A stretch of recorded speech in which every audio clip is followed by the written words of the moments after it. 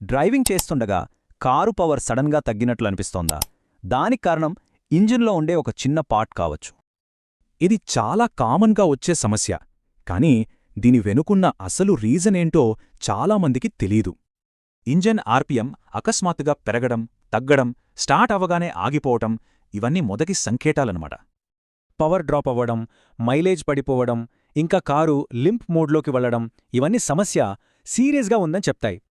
Dashboard మీద ఈ check engine light వెలిగిందంటే అది థ్రాటిల్ బాడీ సమస్యే కావచ్చు. అస్సలు లేట్ చేయకూడదు.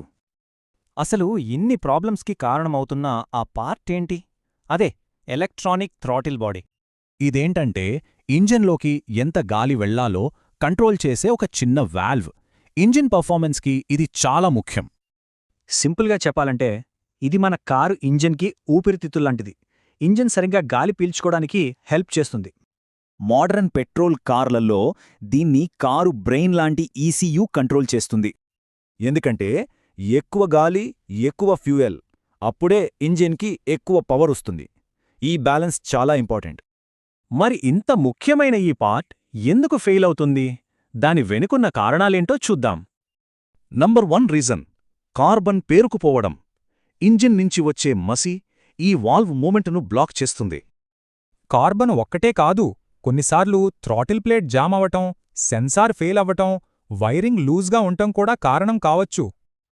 అంతేకాదు, కొన్నిసార్లు ఈసీయూ కమ్యూనికేషన్లో ప్రాబ్లమున్నా లేదా బ్యాటరీ వోల్టేజ్ తక్కువైనా ఈ సమస్య వస్తుంది. సరే, కారణాలైతే తెలిసాయి. మరి దీనికి సొల్యూషన్ ఏంటి? రిపేర్ ప్రాసెస్లో 4 స్టెప్స్ ఉంటాయి.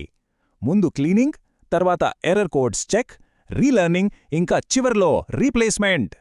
మంచి విషయం ఏంటంటే చాలాసార్లు కార్బన్ను శుభ్రం చేస్తే చాలు, ప్రాబ్లం సాల్వ్ అయిపోతుంది. క్లీన్ చేశాక ఎర్రర్ కోడ్స్ కోసం స్కాన్ చేయాలి. ఆ తర్వాత రీలర్నింగ్ ప్రాసెస్ కూడా చేయాల్సి ఉంటుంది.